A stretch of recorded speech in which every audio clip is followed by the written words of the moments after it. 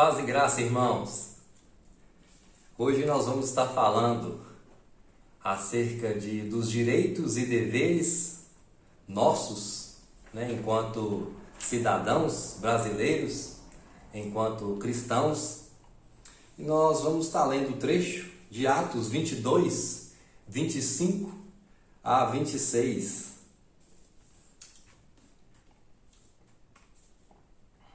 Diz assim: quando estavam amarrando as correias, disse Paulo ao centurião presente: ser-vos-á porventura lícito açoitar um cidadão romano sem estar condenado?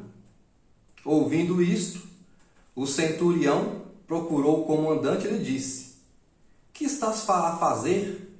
Porque este homem é cidadão romano. Vindo o comandante, perguntou a Paulo: dize-me, és tu romano? Ele disse: eu sou. Então a gente vê essa passagem bíblica onde Paulo ele reivindica a sua cidadania, ele reivindica ali através da sua cidadania os direitos, do seu julgamento ser conforme, o seu nascimento ali como romano.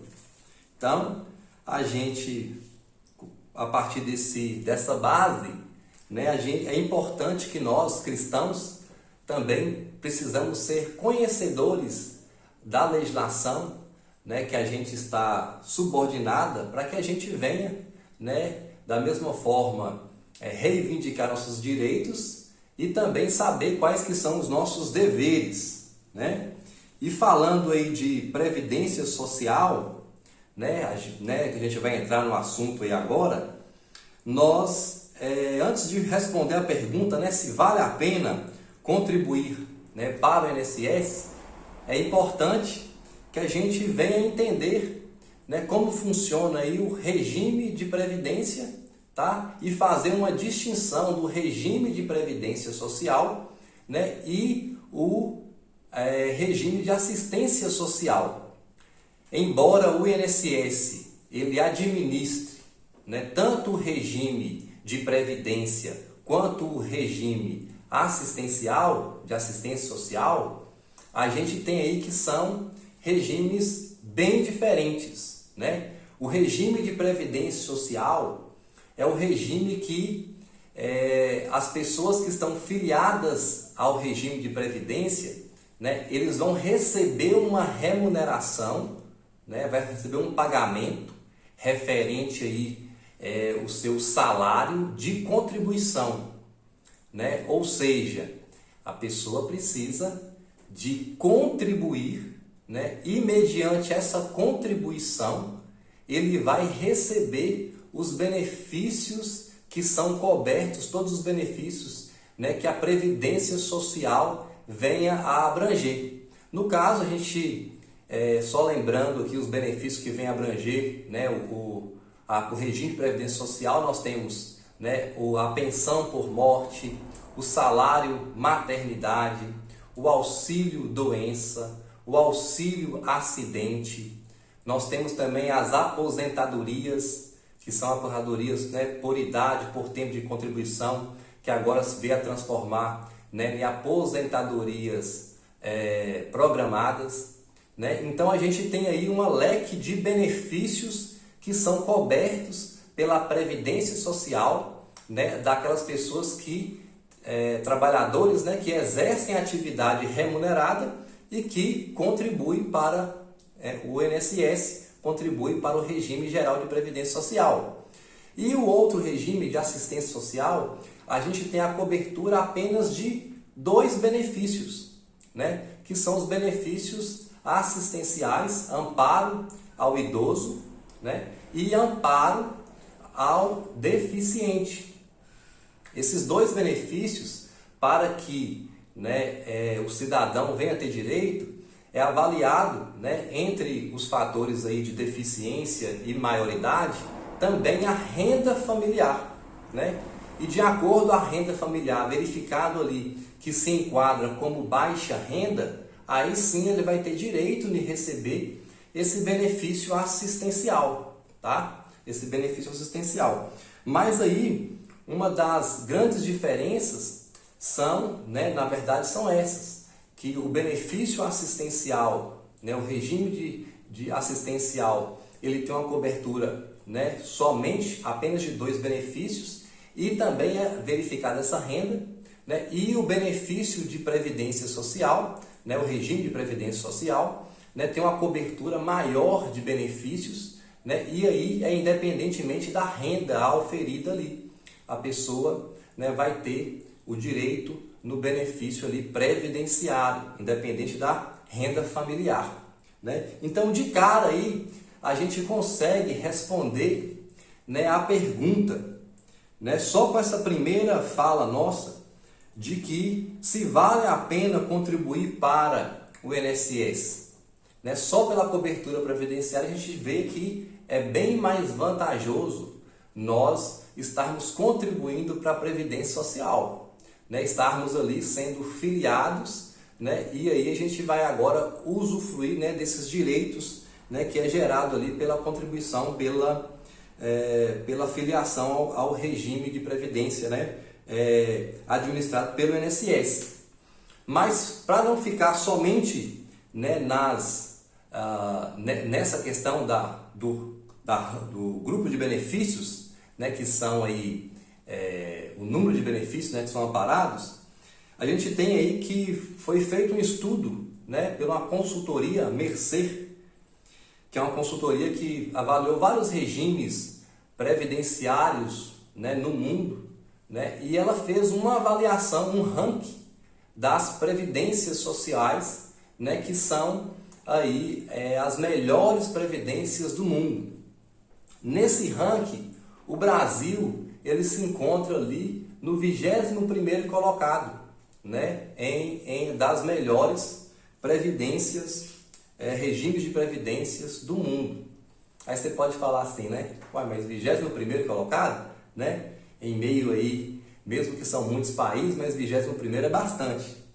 Mas aí, esse mesmo estudo, ele vem apontando que se for considerar, né, a cobertura previdenciária no sentido dos benefícios que o cidadão tem, né, ao realizar as contribuições, o Brasil, o regime de previdência do Brasil, sobe do 21º para o 7º lugar no mundo de melhor regime de previdência social. Então a gente verifica aí, né, que sim, né, pelo esse estudo feito, a contribuição previdenciária, né, ela é vantajosa, porque o regime de previdência, se tratando aí da cobertura previdenciária, se tratando aí do amparo, né, a quantidade de benefícios e o valor dos benefícios, o Brasil está despontando aí entre as potências do mundo em relação ao regime, ao benefício previdenciário, né, aos benefícios previdenciários. Mas aí é importante também a gente destacar, né, que embora a gente esteja falando aqui, né, da vantagem, né, das vantagens de contribuir, né, para o INSS, contribuir, a gente fala para o INSS, né, num termo mais popular, mas contribuir para o regime de previdência social, a gente observa aí que embora a gente esteja falando de vantagem, essa vantagem, na verdade, não é do termo técnico a ser utilizado. Por quê? Porque as contribuições, a gente contribui para a Previdência de forma obrigatória, é um dever nosso, enquanto cidadão, né, que prestamos serviços, que trabalhamos e recebemos financeiramente, né, uma quantia em relação ao exercício da atividade. É obrigação nossa realizar as contribuições, tá? Então não é uma contribuição facultativa. Ah, não, eu não quero pagar o INSS, então eu vou, agora que eu vou conversar aqui eu sou empregado, vou conversar aqui com o meu empregador e falar que a partir de hoje eu não quero mais pagar o INSS. Não é assim, a gente sabe, né? A contribuição ela é obrigatória, a filiação é obrigatória. Mas nosso objetivo aqui é entender que, embora nós tenhamos essa obrigação, né, a gente entender quais que são os benefícios que a gente tem, né, em relação a esse tributo, ao pagamento desse imposto. E também a gente tem também outra figura, né, de filiados no INSS, né, que são aí os contribuintes individuais, que a gente vai estar detalhando um pouco mais na frente, mas que existe ali uma contribuição que parte do próprio trabalhador, não a empresa que vai estar descontando, mas o próprio trabalhador vai fazendo o recolhimento.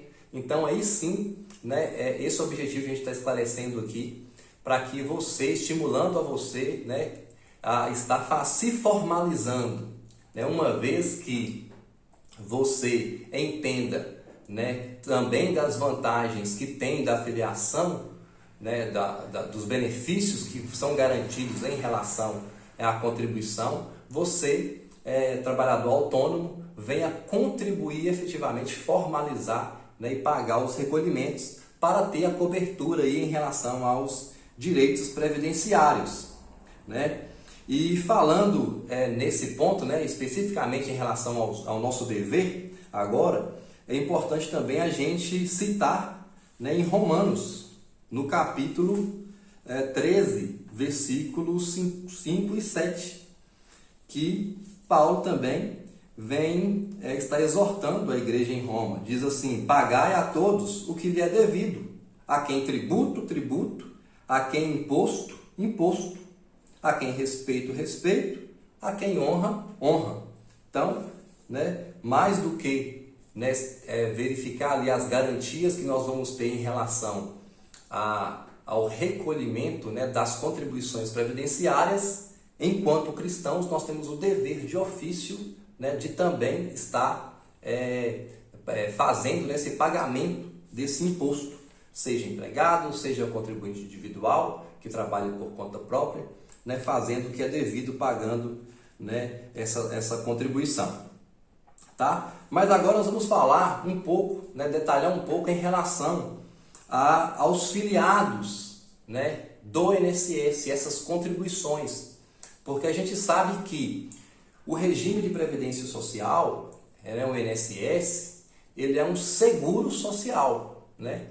E para que a gente tenha acesso aos benefícios previdenciários, nós precisamos, né, efetuar os recolhimentos, mas não somente efetuar os recolhimentos, mas estar atento para que esses recolhimentos eles venham ser efetuados em época própria, tá? Porque caso a gente venha fazer os recolhimentos aí fora de época, a gente chama de forma extemporânea, né?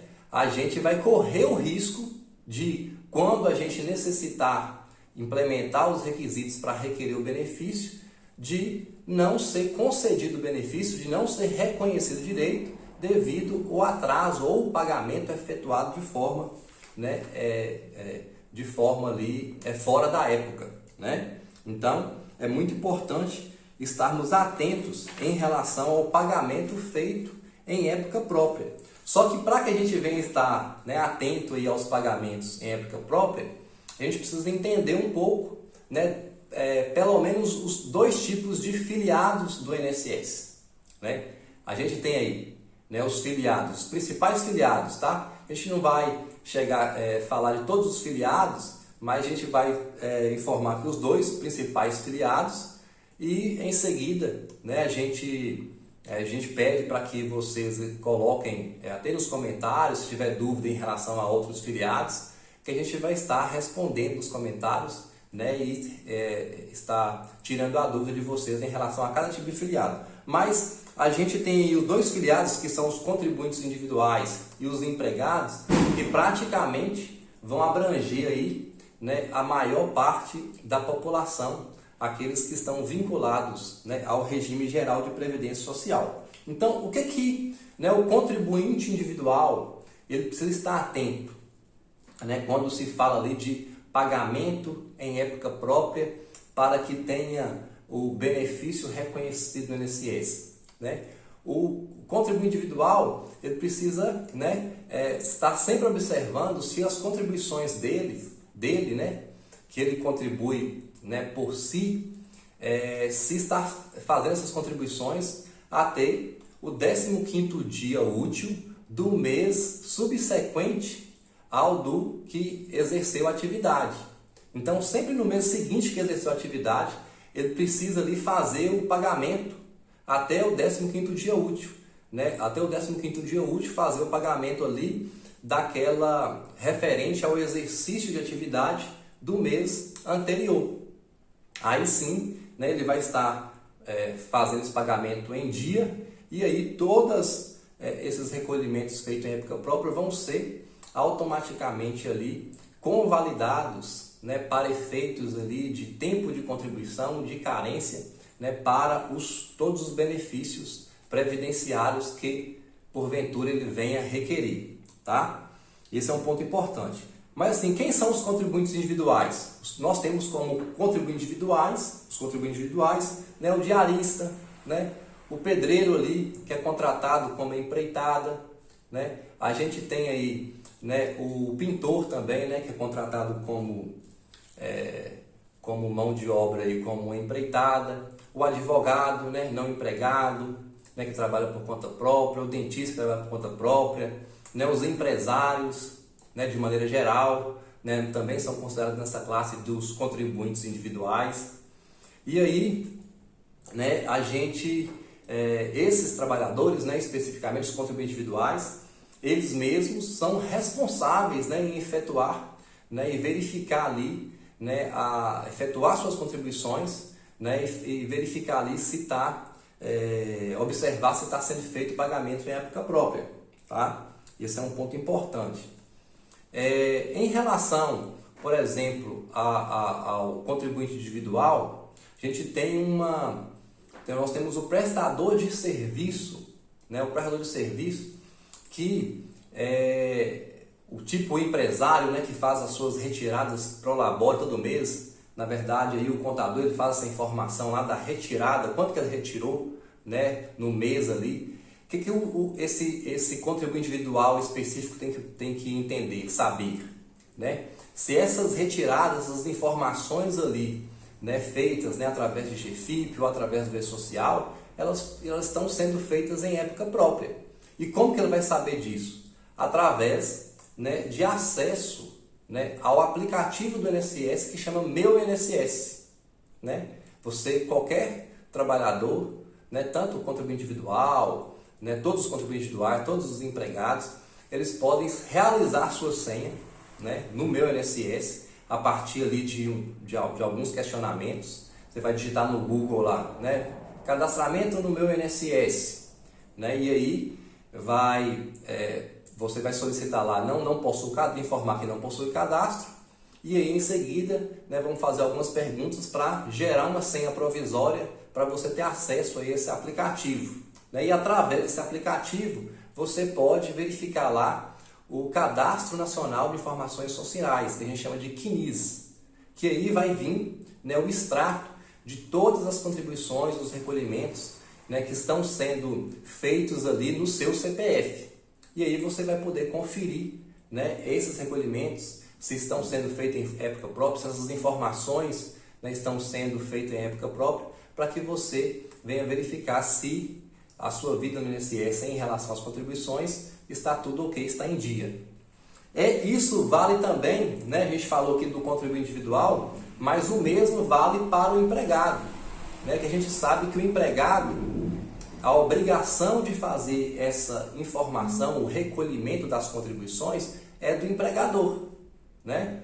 Só que aí o empregado ele precisa sim estar atento, né? E ele pode estar atento aos recolhimentos que estão sendo efetuados através, né, do Meu INSS. Ele vai lá, né, acessando o aplicativo, vai na opção lá de extrato CNIS e vai extrair essa informação lá dos recolhimentos, né, que estão sendo efetuados, né, no seu cadastro. Uma vez feitos os recolhimentos, né, no cadastro, estando ali no CNIS, né, ele vai ter a garantia de todos os direitos, todos os benefícios previdenciários, né, de forma aí tranquila perante, né, o INSS. Aí você pode me fazer uma pergunta, assim, Marcos, mas tá bom, eu consultei lá no estado CNIS, eu estou empregado e eu verifiquei lá que tem várias contribuições, né, que intercaladas lá que não consta, a remuneração, não consta lá a informação da remuneração da empresa, a empresa lá não informou. E aí, como é que fica? Nós sabemos que, né, a Previdência Social, né, entendendo aí que é uma obrigação do empregador, né, de efetuar os recolhimentos, né, uma vez aí que o segurado faça a comprovação de que ele teve uma remuneração no mês que existe a falha, o INSS, ainda que não tenha contribuição ou não tenha informação de contribuição, ele vai ali preencher, ele vai ali atualizar o cadastro, vai atualizar o CNIS a partir do documento que comprova que houve uma remuneração naquele mês, naquela competência. Então, daí a importância, né, do empregado estar munido dos recibos de pagamento, né? Então, identificou no extrato CNIS que não tem aquele recolhimento naquela competência, então, né, você precisa sim guardar, né, aquele comprovante, o recibo de pagamento, para que quando for utilizar, né, os serviços do INSS, fazer um requerimento de benefício, você venha aí apresentar esse comprovante e esse período ser incluído ali no cadastro para efeito do reconhecimento do direito. Então é muito importante, tá, fazer essa conferência, né, e verificar ali e guardar os comprovantes ali, né, que venham munir você enquanto empregado, para que você não tenha aí o seu direito aí, né, não reconhecido em decorrência de uma falha do empregador. A gente sabe também que é obrigação, né, do empregado, né, estar atento aí, né, receber uma via, né, do recibo de pagamento, né, do prestador de serviço. Prestou serviço a uma empresa, a uma prefeitura, e eles fizeram ali a retirada, né, e até o desconto do INSS em relação àquela prestação de serviço, né? Pegue aquele contrato, guarde também os recibos em relação àquela prestação de serviço, que se por acaso a empresa deixar de fazer informação para o INSS ou fazer essa informação fora de época, você, com esse documento, você vai poder sim estar incluindo esse período e ser reconhecido direito em relação a essas contribuições. Beleza? Isso é uma questão bem importante. Em relação ao regime geral de previdência social, a gente tem aí vários benefícios, né? Como a gente adiantou aqui antes, falando de cada um dos benefícios, né? As aposentadorias, né? Os auxílios, auxílio-doença, auxílio-reclusão, salário-maternidade. E se for oportuno, a gente vai, né, fazer um segundo vídeo para que a gente venha estar detalhando os requisitos, né, por espécie, por cada espécie de benefício, né, para que nós entendamos, né, quais são os requisitos em relação à carência, qualidade de segurado, né, em relação ao tempo de contribuição, quais são todos os requisitos para cada benefício, né, e a gente vai entender melhor, tá? Nesse momento agora, a gente vai ficar só com a parte, né, da filiação e responder algumas perguntas que são gerais, né, que geralmente a gente ouve, né, de dúvidas de vários, né, trabalhadores ou, né, agora dependentes, segurados do INSS. Então eu tirei aqui apenas 3 perguntas que a gente vai estar respondendo em relação, né, aí aos benefícios previdenciários. Aí a gente tem aqui, né, dúvida número 1, pergunta número 1. Recebo uma pensão por morte do meu cônjuge. Se eu casar, eu perco a pensão? Se eu casar, eu perco essa pensão? Essa é uma dúvida de muitas pessoas, né? De muitas pessoas ali que são pensionistas, de muitas viúvas aí que são pensionistas ou viúvos, né? Que tem dúvida aí se, no caso de havendo aí o casamento, né? Se ele casar novamente, ele venha perder esse benefício. E aí, eu afirmo aí para vocês que 99% categoricamente dessas pessoas, né, não vão perder o benefício, né? Pode casar novamente, tranquilamente, tá? Realizar esse novo casamento e vai continuar tendo direito ao benefício de pensão por morte, tá? Tem uma exceção, essa é a regra geral, mas tem uma exceção a essa regra. Qual que é a exceção?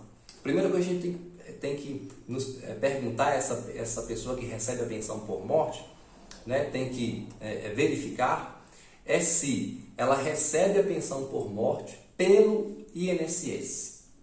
Recebe pelo INSS? Ok. Segunda coisa, recebe pelo INSS qual que foi a data do falecimento, né, do cônjuge. Se o cônjuge faleceu anterior a 24 de julho de 91, tá? Se ela casar de novo, ela vai perder o benefício. Esse benefício vai passar a ser irregular. Então, para os óbitos que ocorreram anteriormente a 24 de julho de 91, né? 24 de julho de 91 para trás, se os óbitos ocorreram aí, né? Essa pessoa que vem recebendo pensão por morte, se casar novamente, tá? Essa manutenção desse benefício fica indevido e aí sim, né, vai ser cortado esse benefício. Mas se o cônjuge, né, o ex-cônjuge faleceu posteriormente, né, a 24 de julho de 91, então não tem problema nenhum, né? A gente fala 24 de julho de 91, que é a data da lei 8.213, que é a lei ali que estabelece, né, que a mulher viúva, né, que recebe a pensão por morte, né, uma vez ali havendo o casamento, ela continua com o direito ali à manutenção do benefício, tá? Outra coisa que a gente precisa observar é o seguinte, tá? Esse aí nós estamos falando daquelas pessoas que recebem benefícios no INSS. Só que nós sabemos que tem outros regimes de previdência. Não é só o INSS que paga, né, aposentadorias e pensões. Nós temos os servidores públicos, né? Os servidores públicos de maneira geral, né? Os servidores públicos federais, estaduais e municipais. Vamos aos servidores públicos federais, sejam eles servidores públicos militares ou não, tá? Marinha, aeronáutica, né? Todos os servidores públicos da esfera federal, né? Servidores do INSS, Ministério Público, aplica a mesma situação que eu acabei de dizer em relação ao regime geral da Previdência Social, né? O casamento, né, não vai ser um empecilho, vai ser um impedimento, né, para que, na verdade, o casamento não vai ser um novo casamento, não vai ser um problema em relação à questão da manutenção do benefício. A pessoa pode casar novamente e vai ter direito ali à manutenção, né, do benefício de pensão por morte. Para os servidores públicos federais, né, se o pensionista, né, ele recebe ali dos servidores públicos federais, ele não precisa preocupar com a questão da data, né, de 24 de julho de 91, que eu acabei de falar aqui em relação ao regime geral de previdência social. Ou seja, independente da data do óbito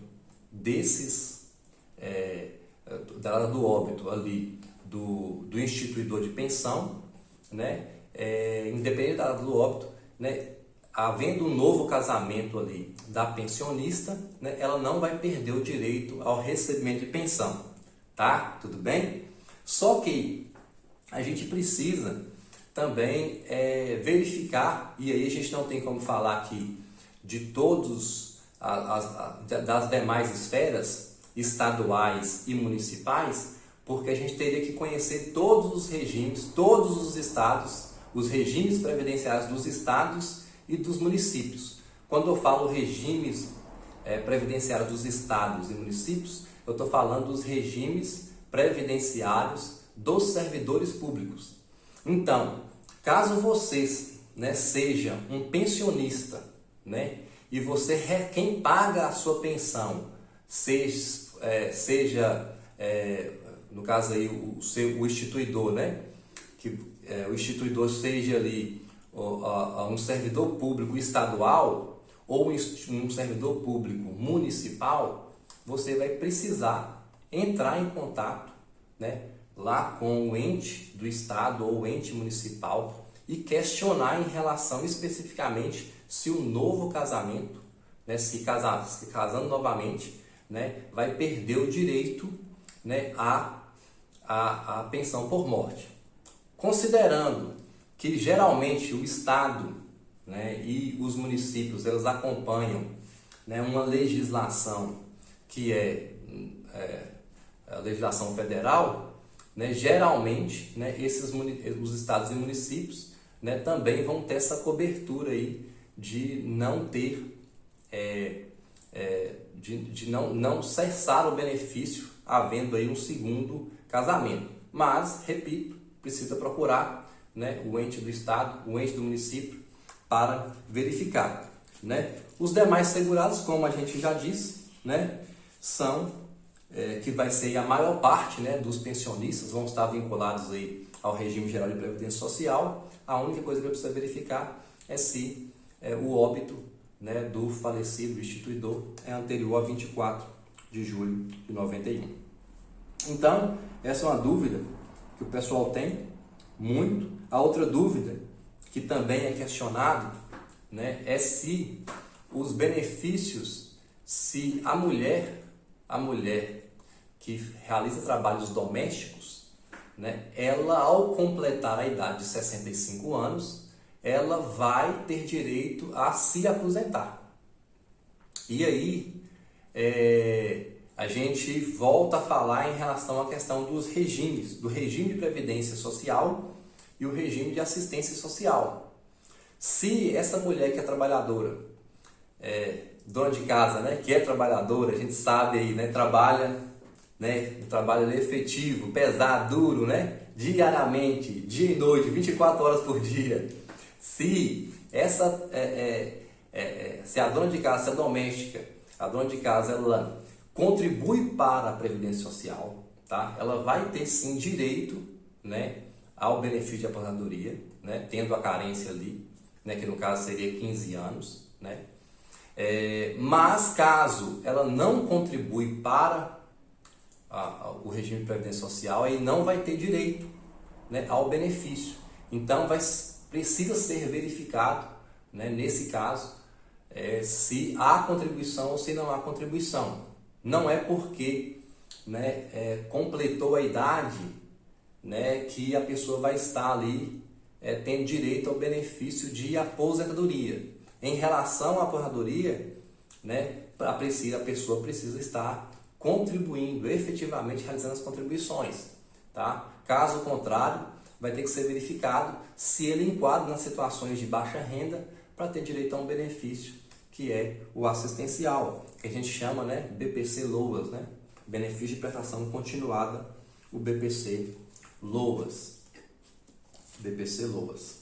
Então, a gente só queria, né, deixar mais uma observação para que a partir de agora, né, assim, como até eu falei antes, se for oportuno a gente vai voltar a falar do tema novamente, mas assim são muitas dúvidas, né, que a gente às vezes vem ouvindo e absorvendo aí em relação à previdência, e às vezes o tempo aqui não é suficiente, né, de a gente falar tudo em um vídeo só, né? Mas se você tem alguma dúvida em relação a qualquer tema do regime do regime de previdência social, aí a gente pede para você, né, colocar aí nos comentários, né, qual que é a sua dúvida, que a gente vai estar respondendo, e depois, né, em um segundo momento, né, se for o caso aí, a gente vamos verificar direitinho, a gente vai estar fazendo um novo vídeo para que a gente venha estar respondendo perguntas, né, as perguntas, né, que vocês colocaram ali. A gente vai fazer uma verificação das perguntas e venha estar aqui conversando com vocês novamente acerca aí, né, dessas dúvidas e respondendo essas perguntas. ok? Então, no mais, né, a gente agradece aí, né, a Deus pela oportunidade de estar aqui compartilhando com vocês, né, informação que é dever nosso, né, enquanto cidadão, também conhecer, saber, mas agradecendo a Deus porque é Ele que nos dá, né, o privilégio, né, de estar juntos, servindo a Ele, o privilégio de estarmos compartilhando, né, tudo vem dele, é Ele que nos concede o privilégio de estar compartilhando, né, aquilo que a gente tem vivenciado diariamente, tá bom? Então, que Deus abençoe sua vida, né, até uma próxima oportunidade. Que Deus abençoe.